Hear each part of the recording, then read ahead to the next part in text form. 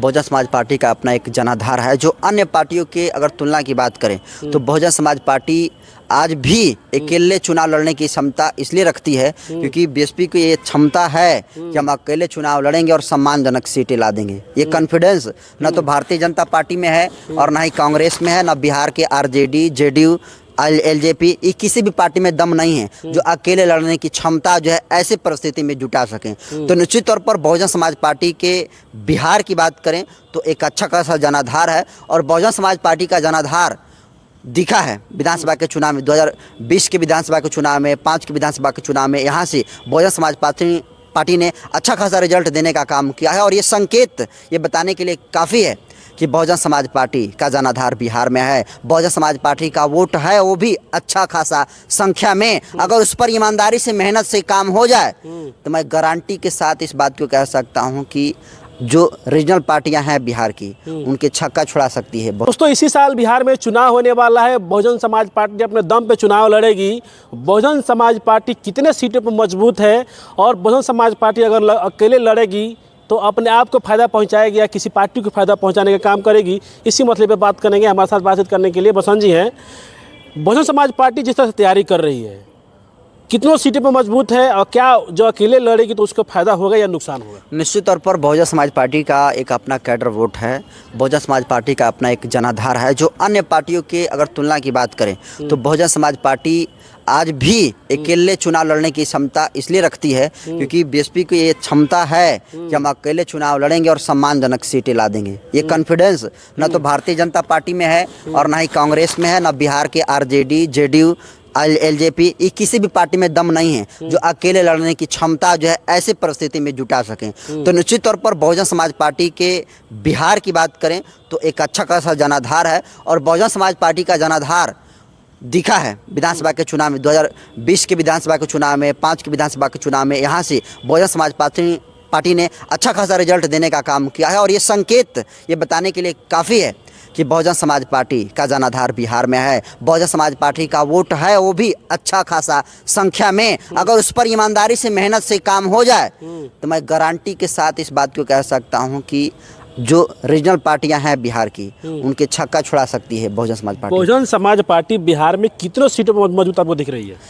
देखिए, अगर ईमानदारी से जवाब को दूं तो एकदम इस बार सीट बीएसपी 35 सीट निकालेगी और अगर और अच्छे से मेहनत हो जाए तो 40 से 45 सीटें बहुजन समाज पार्टी के खाते में जाएगी। और कुछ ऐसी सीटें हैं जिन सीटों पर एकदम अभी मैं बता सकता हूं कि वो सीट जो है बहुजन समाज पार्टी निकाल सकती है। जैसे आप बक्सर की सीट ले लीजिए, राजपुर जो रिजर्व सीट है एससी के लिए।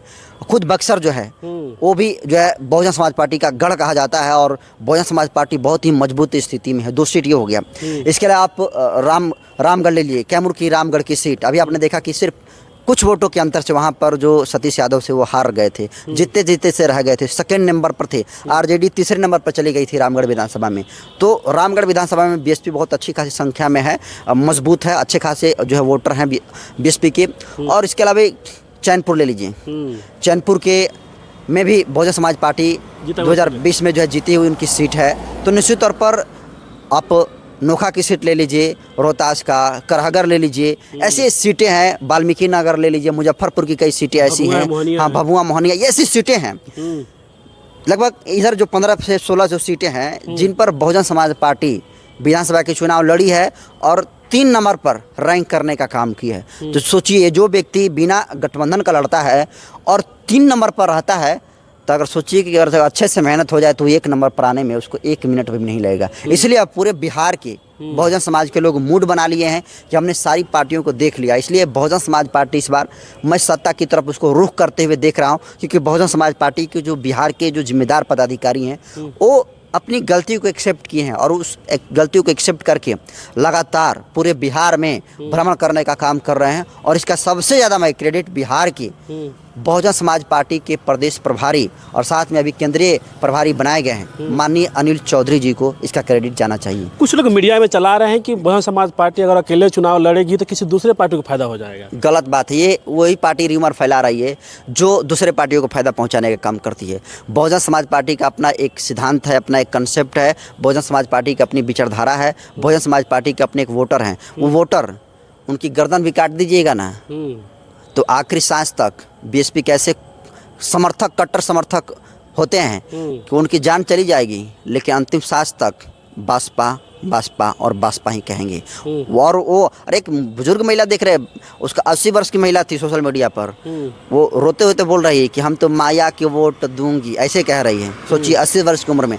पत्रकार ने उससे सवाल पूछा कि क्यों, माया में क्या है? तो बोली कि मायावती में वो ताकत है, काम करने का वो तरीका पता है जिस देश के हुक्मरान को भी पता नहीं है। इसलिए बहुजन समाज पार्टी की सुप्रीमो बहन कुमारी मायावती जी कितनी कुशल वो नेतृत्व करता है, इसका अंदाज़ा पूरा देश देख चुका है कि किस तरीके से 4 बार मुख्यमंत्री, देश के सबसे बड़े सूबे उत्तर प्रदेश में बहन कुमारी मायावती जी ने कमाल संभाल करके जिस तरीके से ऐतिहासिक काम करने का काम किया। आज लखनऊ का जिक्र होता है, जितने भी पर्यटक स्थल हैं, जितने भी विकास का जो बड़े बड़े भवन हैं, हॉस्पिटल हैं, कॉलेज हैं, आज सरकार ये अपना जो क्रेडिट ले रही है वो सब कुछ बहन जी के द्वारा बनाया हुआ है। और बहन जी उत्तर प्रदेश में काम किए हैं और जहाँ जहाँ भी बहन जी की सीटें निकली है, विधायक बने हैं, उस विधानसभा में काम हुआ है, भले ही सरकार उनकी नहीं बनी हो अलग अलग स्टेटों में भी। किसका नींद हराम होने वाला है बिहार में? निश्चित तौर पर जो बहुजन समाज पार्टी है, बहुजन समाज पार्टी बिहार में की बात करें चाहे देश में बात करें, ना तो इस सत्ता पक्ष में है नहीं तो विपक्ष में है। क्योंकि बहन जी का एक तीसरा लाइन है जो सत्ता पक्ष और विपक्ष से परे होता है। तो निश्चित तौर पर चाहे एनडीए गठबंधन ले लीजिए, ये भी बहुजन समाज को, लोगों को ठगने का ही काम कर रहे हैं। इंडिया गठबंधन भी लगातार ठगने का काम कर रहा है।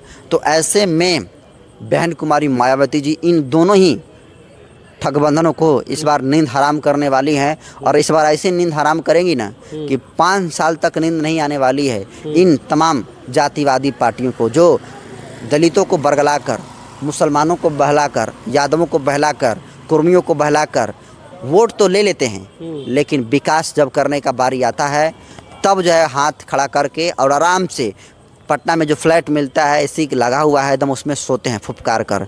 तो ये अब नहीं चलेगा। अब इसको पूरा बिहार के लोग समझ चुके हैं। और मैं ये तो कह रहा हूँ कि अगर बहुजन समाज पार्टी की अगर 2-4 भी अगर विधायक बन गए सुनील जी, तो 243 विधायकों के ऊपर वो विधायक भारी पड़ेंगे। चलिए, बहुत बहुत धन्यवाद। हम बात कर रहे थे कि बहुजन समाज पार्टी जिस तरह से तैयारी कर रही है, कितनों सीटें पर मजबूत है, तमाम मसले पर हमने बात किया। आप क्या सोचते हैं कि बहुजन समाज पार्टी कितनों सीटों पर मजबूत है? कौन कौन सीट बहुजन समाज पार्टी निकाल सकती है?